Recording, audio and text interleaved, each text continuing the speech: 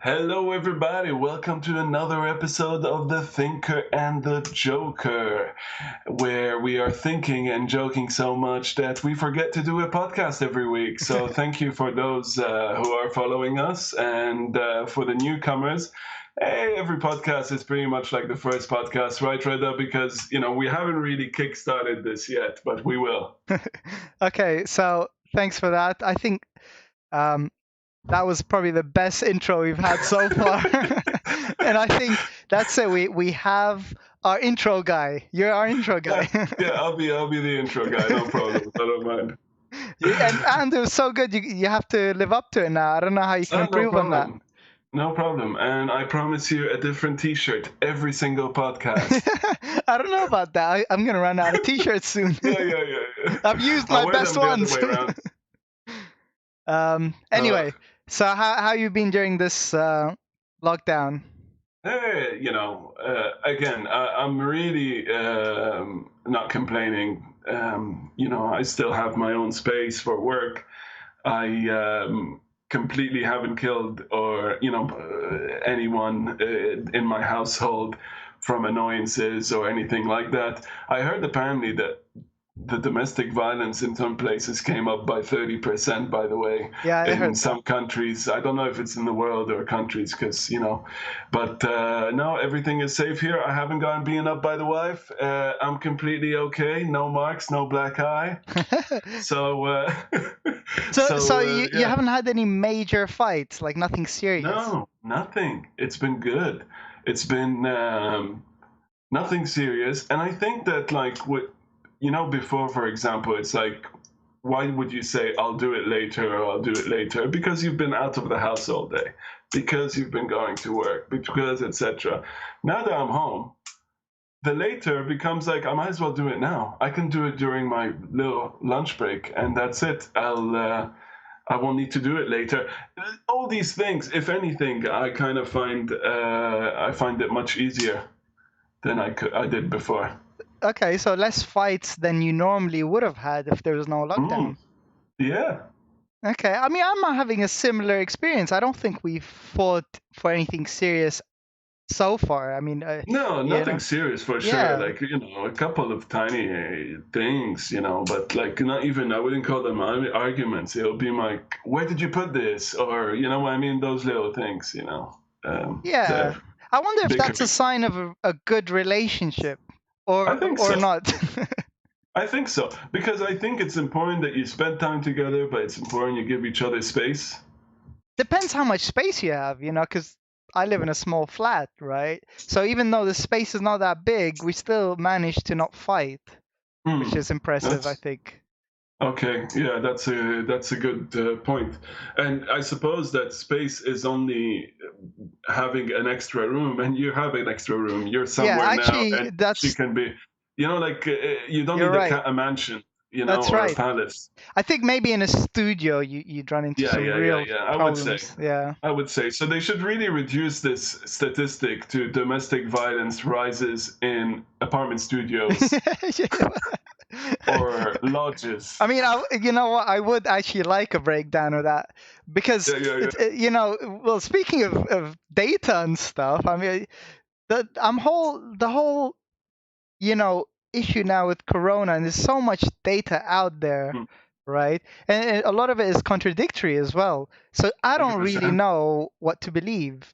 For example, yesterday there was a whole video and stuff came out that this scientist in, I think, California or something. California, I think it was. And they did some statistics and they found this just like the flu or whatever. And then in the same day, I read another article that says actually deaths compared to last year have risen, substantially. So you're hearing two different sides saying the exact opposite things, and they're supposedly credible sources. So it's, you know, yeah. But look, this is nothing new when you think about it. Like, we've had that with everything from UFC injuries to whatever. You know, people always giving a second or third opinion is not new to us. What annoys me though is that number one, there is zero consistency about, forget the amount of death or all that, but about exactly what it does to you. And there is no consistent pattern, even in patients, necessarily. Yeah, you know, the age thing, maybe the medical conditions, but that's with everything. That's like saying, right? That's exactly, if someone has a broken leg and he falls off, I don't know, a hill on his broken leg, chances are it'll be even way worse than someone who had a perfectly fit leg and who fell down the hill and just broke his leg. You know? Yeah. Like, it's the same thing, you know. Obviously, you forget the corona. If you had, you know, diabetes and you got pneumonia, you'd feel that pneumonia way worse than someone who didn't have diabetes, for example, you know. So, you know, I don't like when people say, "Oh yes, but you know, it's affecting," you know, all that shit. You know. Yeah, but you know, the one thing that does concern me, I think, about the whole thing is, I think the ease in which people accepted giving up their freedoms. Jeez. Yeah. Because, you know, I understand in the beginning, you know, when we didn't know anything about it, right? That we didn't know it was just killing old people or it was just killing people with pre-existing condition, or overwhelmingly killing those type of people. That you know, when we didn't know that, even I was afraid. I was cautious. I was like, oh, okay, is this serious? Like, but when we, you know, the lockdowns came in at a time when we had a bit more data, and we kind of knew that most deaths are pretty much people who are over 18 with pre-existing conditions, right? And I mean, obviously you'll see a story here and there that like a 30-year-old died with no pre-existing condition, but you know, if you, that happens even with something like cancer, that a 30-year-old can get cancer, or a 12-year-old. Yeah, or even a 30-year-old can die from the flu with no pre-existing conditions. Yeah. You know, you can find the statistics or the one person. It doesn't mean it that, but that's not what statistics is. Statistics is how likely it is, right? Yeah. So the lockdowns came at a time when we kind of knew what was happening, and people were voluntary or very easily gave up their freedom without asking the questions. Now, it would have been okay if people asked the right questions and we got the right answers. We're like, okay, fair enough. Based on these facts, let's lock down and all that. But we didn't. And also that, you know, we accepted lockdowns with no end dates, which again is quite concerning, that people were willing to. But then that's number one. Again, I know down to the people, down to different individuals, but also down to what you value as your freedom. What do you value as your freedom? To make my own choices, basically. That's what. What's your biggest? Yeah, to be able to go out and come in and do this. Right? Yeah. So I the way I see it is, if I want to take the risk of going out, as long as I'm not putting anyone else at risk against their own will, right? Yeah. Then I should be able to do it. I mean, we're talking about a situation where if you stay at home, you can protect yourself, which is pretty much what's happening now with Corona. If you're worried, you can stay at home. You can pretty much protect yourself. Yeah. My issue is that my biggest value, sorry, that's the way I should have picked it. What's your biggest value? But my biggest value is comfort. And I feel that, you know, your life should be your biggest value, by the way. Comfort maybe second. Yeah, but what I mean, of course. But no, I mean, like, you know, in terms of if I have to choose, what would you prefer doing?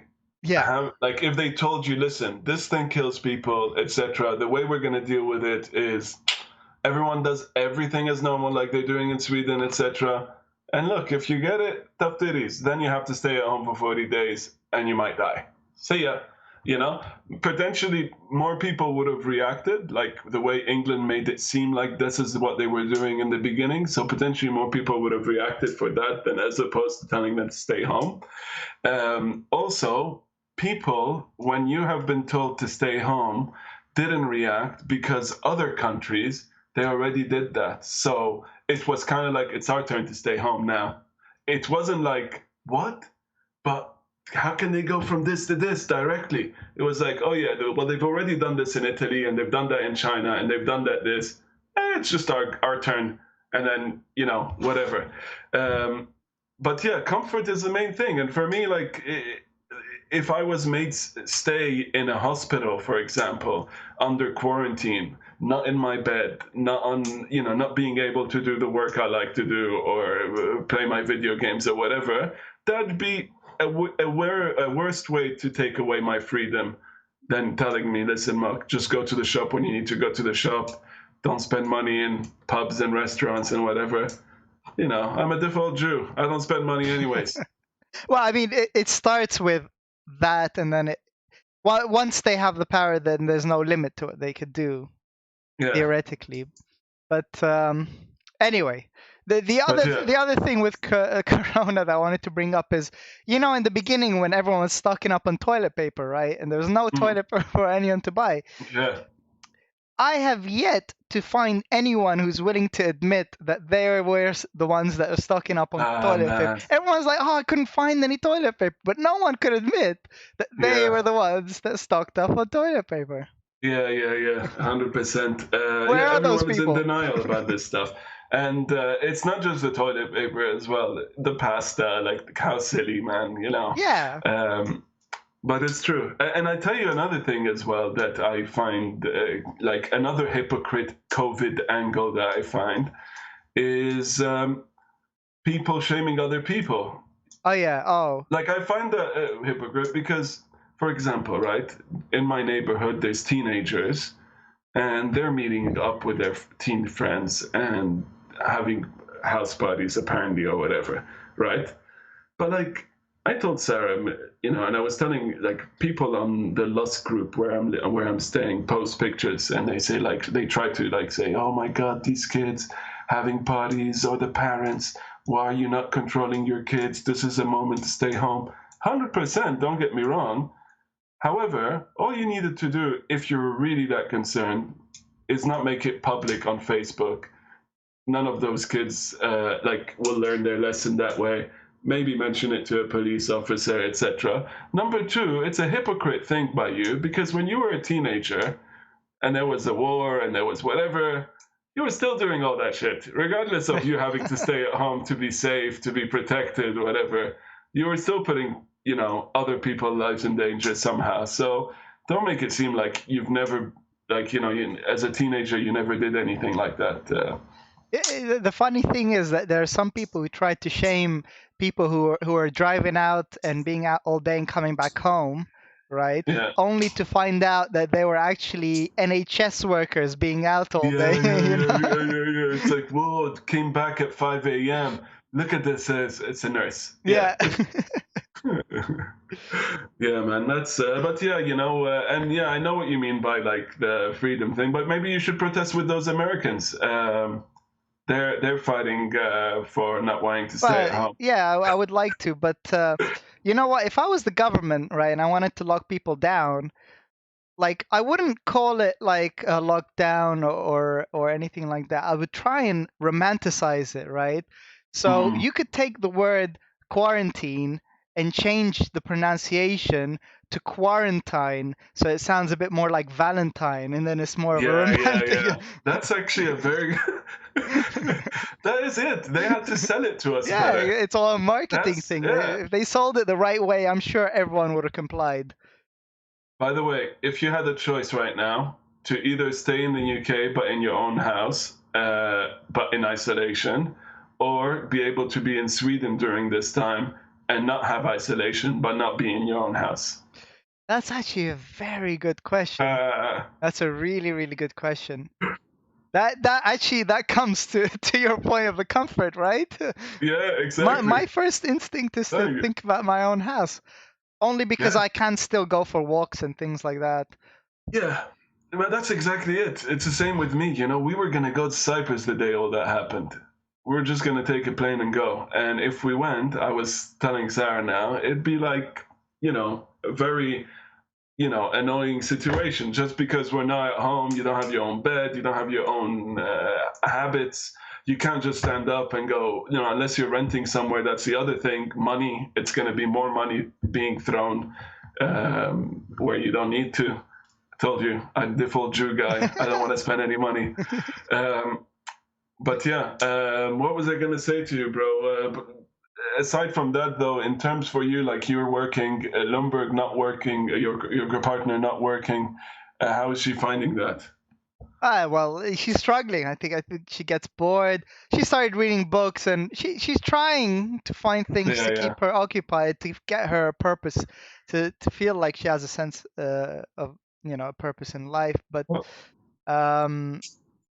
she's getting by. But I would say she prospers more when she's at work, and I think that's true with most people anyway. But she was nice enough to recommend me 90 Day Fiancé, and she has about 12 90 Day Fiancé shows that she could watch. That's right. I mean, we've been watching. I don't know. Have you started watching the 90 Day Fiancé? Oh man, yeah. Sarah told me about it a few days ago, and we put one on the. We watched one episode of the actual show, the 90 Day Fiancé one. And then we realized that the one we wanted to watch was 90 Day Fiancé before the 90 days. They have so many self-quarantine. Well, I mean, for our listeners, do you want to explain what 90 Day Fiancé is?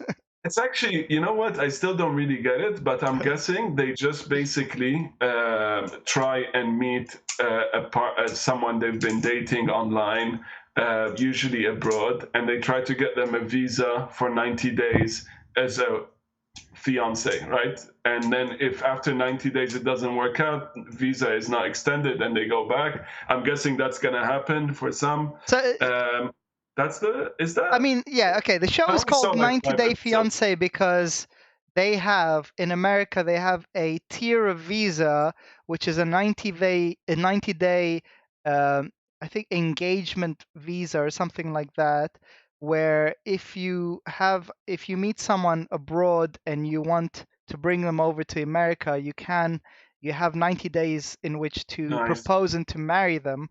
Otherwise, they have to go back, right? Okay. So the original show was about that people had already met, and then they applied for the visa, and they're bringing them over to America, and they were going to film them for the 90 days to see how they get along and whether they, they end up getting married or not.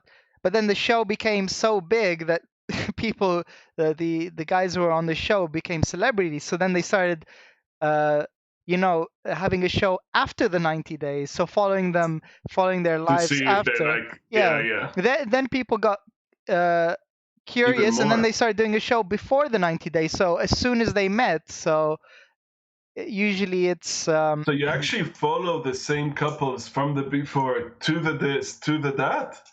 Some couples have appeared in the different spin-offs, but most of them don't make it past the first show because things get so bad or Well, the new one that's before the 90 days, man. There's some really ones that gone bad. By the way, you lived in Nigeria, right? Yeah. Okay, is this a common thing in Nigeria where they say this? Baby love. Like this is the way they would call their girlfriend or something. Baby love. What would you like? Sorry, I'm doing the accent. Well, I don't know. You can rate my accent in the comments. Sorry. I haven't heard that, but that's one aspect of the Nigerian culture I haven't seen that much is them interacting with each other romantically. Okay. Actually. Okay. So that's an interesting point. I'll bring that up. Yeah. I'm sure one of our listeners. Baby love. Yeah, one of our listeners is. Yeah.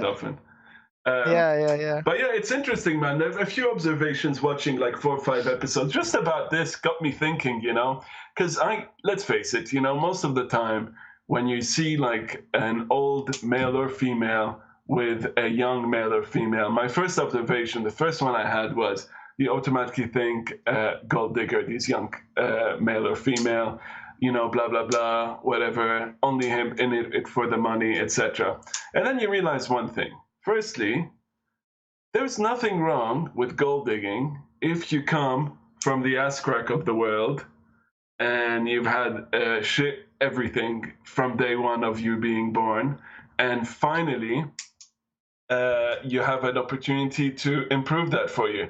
I'm okay with this gold digging. It's way worse to gold dig when you're in the country.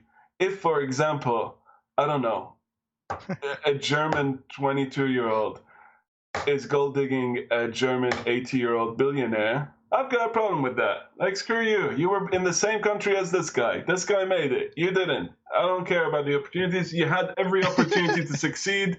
You could have worked in a restaurant. You could have done a million other things, whatever it is. If you're 22 and you're attracting an 80-year-old, that means you could model. So there's no reason to gold dig there. You could have made it. But if you're like from the ass crack of the world, then you know what? It's fair enough. Gold dig as much as you want. I support you. I mean, I agree with you 100% that you have much more of a supposed excuse when you're coming from a bad country and trying to get into the U.S. than someone who already lives in the U.S. and trying to get with a rich guy. But yeah, I wouldn't call it gold digging in that show. It's more like passport digging, because that's what they're after. After a passport. Yeah, exactly. But the other observation kind of made me realize is the age thing, right? Because again, age is such a big factor. Yeah, obviously it's a bit weird for a 23-year-old to be dating a 60-year-old guy. Especially when you can tell there isn't a physical attraction about it. Because, hey, if someone is in their 40s but looks better than me, and the woman is 20 or 18 or 19, then why not?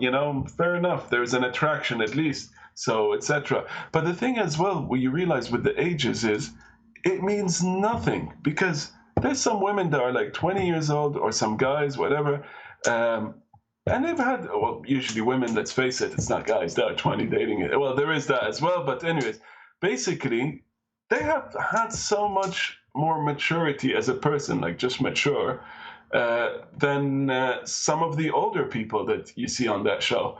So like, if you're 20 and you've already had a kid, your kid is like 3 or 4, you've already done this and that and that, or even if you've just achieved things, whether it's school or like when they meet a Russian bride, and it's like the Russian women seem to be so educated and know exactly so many things and had, scholarships or whatever, you realize, actually, wait a minute, it doesn't matter about the age, because this person is probably way more mature than a 35-year-old woman from that guy's town, or a much older person. You know what I mean? So age shouldn't be a problem. It's only a problem if they're underage and illegal. Obviously, that's a problem, I'll tell you what, though, if you do watch the show, the other seasons, there are lots of couples where the guy is young and the woman's old. Oh yeah. And by the way, there's so many obvious couples that that the guy or the girl is doing it just for the passport. Yeah. I mean, it's some of them are just way too obvious, but people are in denial completely, and they lie. They lie on those interviews. I mean, the drama, some of it is quite fun to watch. It is. I was laughing at a few things, but you know what? There's this guy from Nigeria, the Baby Love guy, and in this season, and he just like, you know what? I'm rooting for him. He's in Nigeria. He's Muslim. He's from a little village. And he has this 55-year-old, he's 30, this 55-year-old like hookup with an American woman, and she's just an asshole. I think I know them. Is she blonde? Yeah. I think I sent you a picture of it yesterday. She's just like, she's so controlling and so this and so that. But funnily enough, so far watching their story, and this is the only thing I was going to say, watching their story, it's like, everything he says, I directly jump, he's a scam artist. And he proves to me that he's not. So he's like, Baby Love, I'm a rapper here in Nigeria. And it's like, oh yeah, whatever, rapper. you know, what's this bullshit? And then he makes a music video and shows her that he's a rapper. Oh, okay. And he's like, baby love, you know, this and this and this and whatever he says about fan base and how popular he is. And then it turns out that it is. And then when she goes there, she goes to his music street. Like, all that is genuine. Everything he said is genuine. And I'm like, you know what? Like, I directly jumped the gun here, accusing someone of being a scam artist just because they live in Nigeria. And it's actually, look, there is a couple of things. Like, for example, at one point they have to buy a goat for his mom, right? I don't want to say too much on this subject in case people watch this, but he has to go. He has to go and meet. She has to go and meet the guy's mom, and he says we should buy a goat before we go to my mom because it's tradition to come not empty-handed, you know. And they go to a goat market to buy the goat, and the guy selling the goat is also from Nigeria, you know. And they're speaking in their dialect, and he's like, then he switches to English, you know, how much for the goat? And the guy's like, $150. Like, I'm sure he was ripping them off because obviously she's white and she caught on that, and she's like, oh, you're only saying 150 because I'm white and blah blah. And he's like, baby love, no, I would never let someone do that to you. If it's 150, that means it's 150. And by the way, during this whole process, he's holding her purse.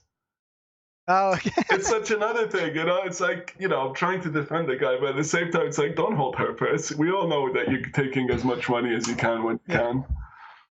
Well, actually, if you watch the season before, there's also an American woman, older, and a younger Nigerian guy, and in that one, he's pretty much scamming her. And I mean, from the beginning, he's doing it for the passport because, you know, she's like I think a American Southern lady. She's a big Trump fan. Yeah. So, you know, so he pretends he's a Trump fan just to impress her, and like.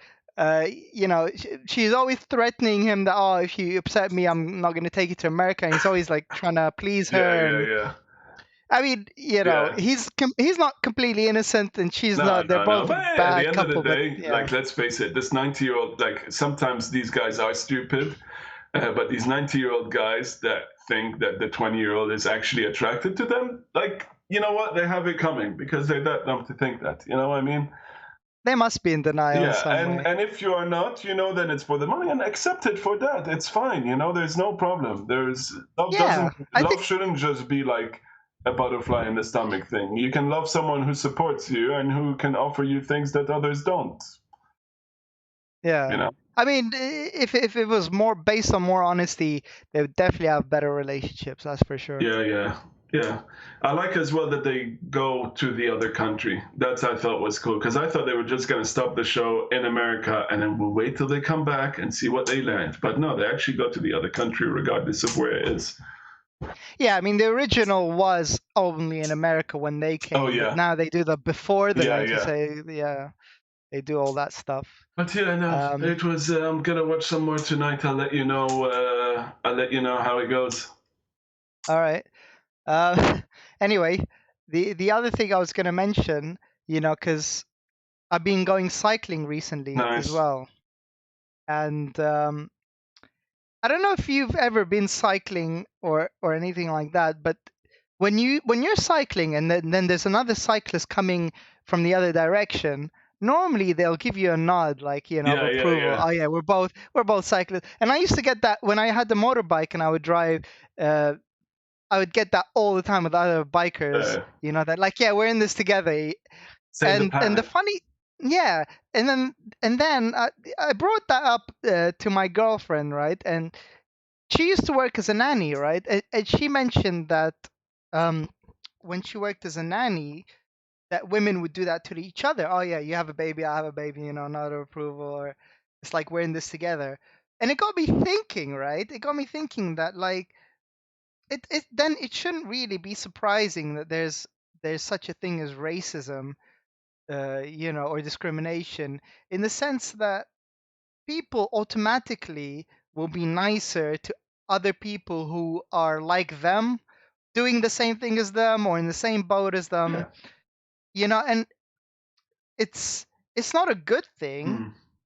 But maybe like that that you automatically have judged someone, oh, because he's a biker, he's a good person. No, I mean, at the end of the day, where does the line, where does the line sort of cross where, you're not, we've been always separating each other from our actual species. So it's either the religious aspect or the race or the gender or the football fan or the sports fans, like that's also a thing, like when you bump into an Arsenal fan. That's right. You automatically I don't know you, but hey, come here or give me a handshake. Right. I will automatically like an Arsenal fan more than the average person. Yeah. And if he's a Tottenham fan, I'm actually going to judge him negatively, even though I don't know anything about him. Even with Arsenal fans, if there's someone who's an asshole, you're going to be like, you know what? I'm going to give him another chance. Much more than. That's right. I've done that to a couple of Arsenal fans who are assholes who I won't be naming on this podcast, but you know who you are. But yeah, you automatically give him a second chance. It's weird. Yeah. I don't know, man. I thought about that as well from other angles around this, because I realized that every sort of minority group or etc. demands different things when they are getting either racism or xenophobism or etc. And I don't want to change subject now, but I want to stay on that subject by another point. But I want to hear more about this point that you've just made before I switch. No, so basically, I think the mistake that we make is we don't judge people as individuals, right? We try and group them. Yeah. We try and say, oh, this guy's in this group, and this guy. 100%. Yeah, so really, it's just, I don't care if he's a biker. I know nothing else about him. Yeah. I mean, maybe he gets an approval. Oh, yeah, you know how to ride a bike, but that's about it. Nice wheels. But yeah, you know what? Even around the gaming community, the fanboys of like PlayStation and Xbox, they go at each other all the time. Yeah, they do. That's right. And they don't know anything about each other. They both love playing video games. It's beautiful. They both almost play the same games and completed the same games. And they both like playing with a joypad. But as soon as your console is different, people would see you differently. I noticed that, So, yeah. And actually, here's a funny, observation that you can solve it in two ways, and I think like one of the ways to solve it is if you go further out, in the sense that me and you, the closer we get, the more differences we could find, and then the further out, we like, I could say I live in England and you live in Ireland, right? That's a difference. Oh, we don't like each other. But then we go further out. Okay, now we live in Northern Europe or something, and then we find. So we're in the same group. Or if we can't, then we go further out. Oh, we're both human, or further out, we're both from Earth fighting the aliens or whatever. Yeah. So you could fix it that way, but that's what we need. But that's still you're still making the mistake of grouping people in together. You're still something against another. Whereas I think going further in, like looking at just saying everyone's an individual, and I just need to get to know everyone individually before I judge them. It doesn't allow. It makes it even better, because then you're not actually zooming out and keeping them in one sort of group. But that's also why we need aliens. Once we find aliens, we'll all be united against them. Fuck those guys. Well, that's right. That's one way to fix wars here on Earth. You know what I was gonna say, and completely this might sound bad, etc. But I'm gonna say it anyways because it's been on my mind, and the Joker has his own observation. We don't censor here on this podcast, so you go ahead. I realize one thing: if you take racism, homophobism, all that there should be a word for anything when you're against someone of that group, right? A groupist, I guess. I don't know, but collectivist, I would say. Yeah, that's a good one. But I realized that you cannot solve the problems the same way depending on which group or gender or race or whatever that's being attacked. Take, for example, as easy as this. Back in the day, during the slavery time, where African Americans and a lot of other black people suffered so much, from racism, from the KKK, etc. It was almost seen, like it was seen completely out of the question to, like, completely racist to have them sitting at the back of buses, to have their own restaurants or their own bars where they couldn't mix. You know what I mean? There wasn't that freedom of mixing with white people, etc. Right? It was seen a racist thing, right? You would say that is pretty racist. Yeah, right? 2020. How are we dealing with the transgender problem? Rather than saying you can use our bathroom, there's issues like giving them their own bathroom. So in my head, it's kind of the equivalent of telling them you can't use the bathroom of non-transgenders. But that's what they want. They want their own bathroom. Well, I mean, there's also talks of making one bathroom for everyone. For everyone. That's the best part, right? That's the best solution. One bathroom for everyone. You know what? We won't judge you, women. We're finally going to hear you fart. It's been on my bucket list. I'm going to hear... it's just like, to tell you though, it's where before you were separating was a problem. Now separating is almost a solution, right? Freedom is the solution, right? Yeah. You do what you want.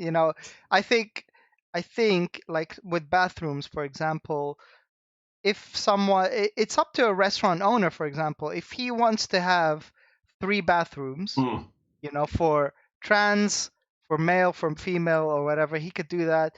If he wants to have 1 bathroom, if he just wants to have 2, 100%. It's up to the owner. Yeah. Right? No, 100%. And I'm not like saying that, they shouldn't have their own bathroom at all. I'm just, the example was only as a comparison to before we dealt with this by wanting unity, right? By wanting everyone to be together. And now it's almost like the bathroom was just a part of the example, but with other things as well, where it's like, no, we want our own this, we want our own rights, we want our own equality.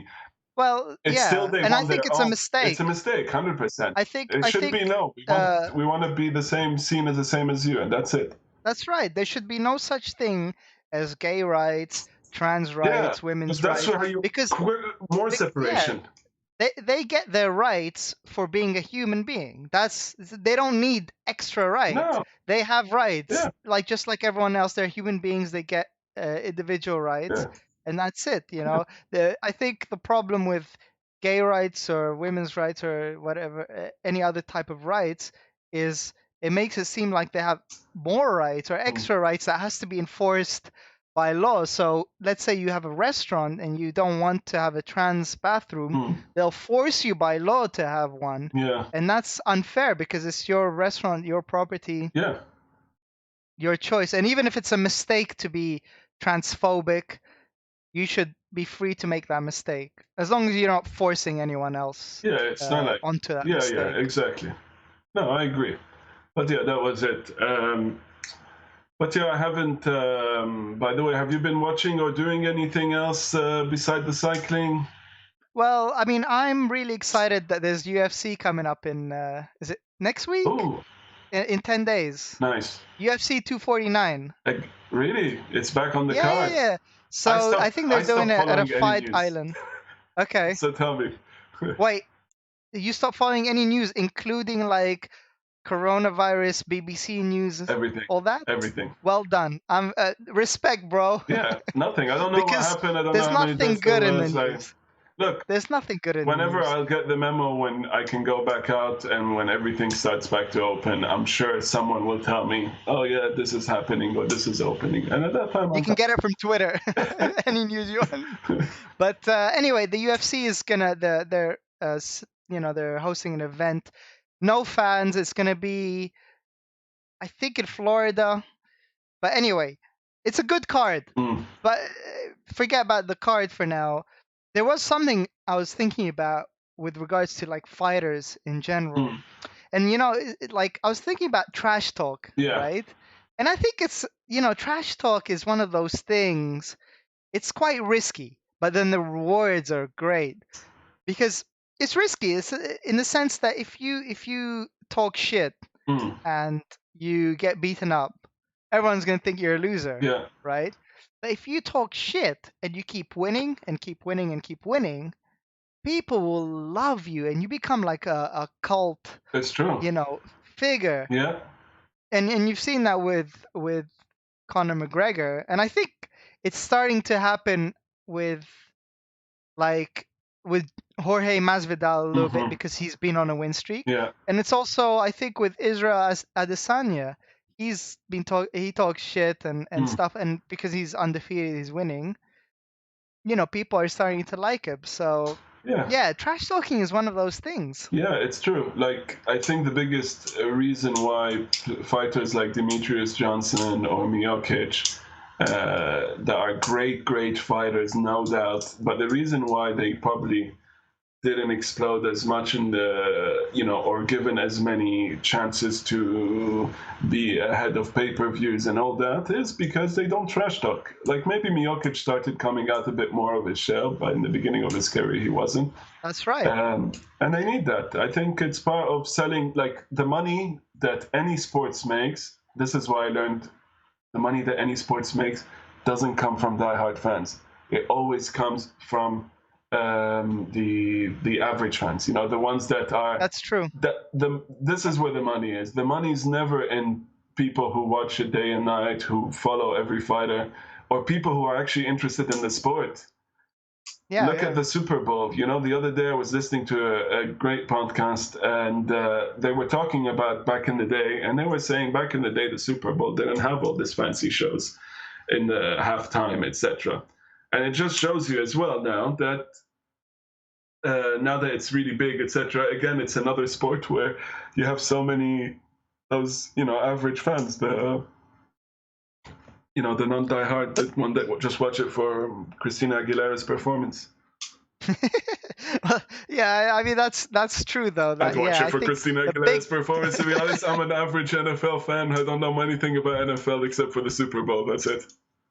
I don't know. I don't know what's going on with Christina Aguilera these days. I mean, I don't know if her music is any good. I don't know if she looks any good anymore. I don't know, but she can throw a football. No, I don't know, to be honest. I know one thing though. J-Lo, Wawa Wiwa. Oh yeah. 50 definitely. Years old and still. I think she got in trouble recently because she posted like a lockdown picture in her like heated swimming pool and all that, and I think she was trying to promote some charity or some, I can't remember, but like basically the picture was a contradiction that she was in such comfort in a nice bikini in a swimming pool, and she was trying to what was do she something gonna do? Like is she gonna go to like the ghetto and take a picture and like that's where she lives? Yeah, like at least she should pretend she's poor for that picture. Yeah, just like dirty yourself, wear cheap clothes. Yeah. But yeah, no, fair enough. Yeah, no, that's good that there's a live event. At least I'll probably watch it live. Might as well. I was thinking I'll stay up to 4. Yeah, I don't care. What's Sunday? I'm gonna watch all the prelims. Yeah. Everything, Yeah, I'll try and do that as well. Maybe we can even like watch and record. Yeah. No. Well, maybe we could do a podcast while we're watching. Yeah. Or the other thing is we could be on a Skype call and just watch it live. Why not? I'd like that. All right. Cool. That'll be our next date then. All right. Deal. Cool. So yeah, I mean, it was lovely chatting to you again. Always. For the Joker, I'm the Thinker. Until next time. See you later, folks.